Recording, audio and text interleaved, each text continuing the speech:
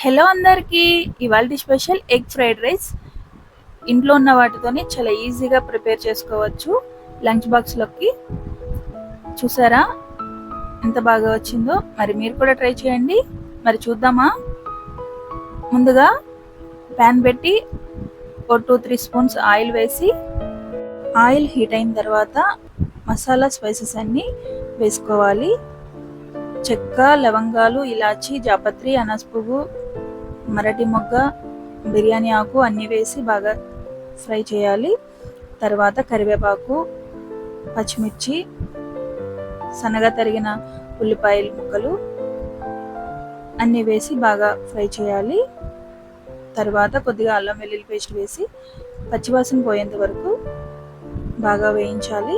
తర్వాత పసుపు, సాల్ట్, కారం అన్నీ వేసి మరికొద్దిసేపు బాగా ఫ్రై చేయాలి. అలా ఫ్రై అయిన దాంట్లోకి ఇక్కడ 3 గుడ్లను తీసుకున్నాను. మీరు ఎన్నైనా తీసుకోవచ్చు.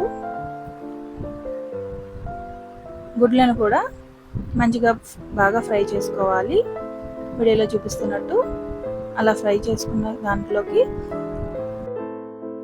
తర్వాత ముందుగా రైస్ వండుకొని పక్కన పెట్టుకోవాలి. దాని ప్లేట్లోకి తీసుకుని కొద్ది కొద్దిగా వేసుకుంటూ బాగా కలుపుకోవాలి.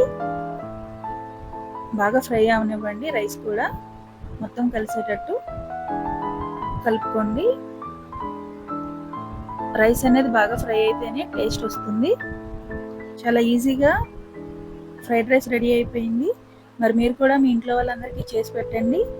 పిల్లలు చాలా ఇష్టంగా తింటారు. సబ్స్క్రైబ్ చేయండి, లైక్ చేయండి. Thank you.